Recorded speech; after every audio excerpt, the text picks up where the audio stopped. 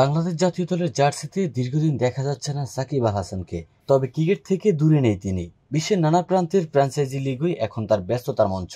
West ইন্ডিজে Caribbean premier league খেলে যাচ্ছেন বর্তমানে।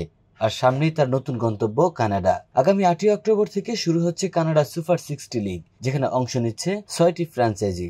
এই টুর্নামেন্টে খেলবেন বিশ্বের খ্যাতনামা cricketer Quinton de Kock, Martin Guptill, Moeen Ali, David Malan ও সিকান্দার রাজা।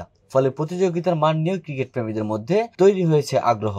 এবারই প্রথম নয় কানাডার মাটিতে ফ্র্যাঞ্চাইজি ক্রিকেট খেলতে নামছেন সাকিব। এর আগেও গ্লোবাল টি-20তে মন্ট্রিয়ালের হয়েই মাঠে নেমেছিলেন তিনি। সিপিএল, পিএসএল থেকে শুরু করে লঙ্কান প্রিমিয়ার লিগ ফ্র্যাঞ্চাইজি ক্রিকেটে নিয়মিত মুখ তিনি।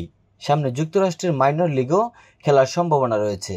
কিন্তু জাতীয় দলের সঙ্গে সাকিবের সংযোগ আপাতত নেই। গত বছর ভারতের বিপক্ষে শেষ টেস্ট সিরিজ খেলার পর আর লাল সবুজ জার্সিতে মাঠে নামেননি তিনি। বলা যায় বাংলাদেশের হয়ে তার ক্যারিয়ারও প্রায় শেষ।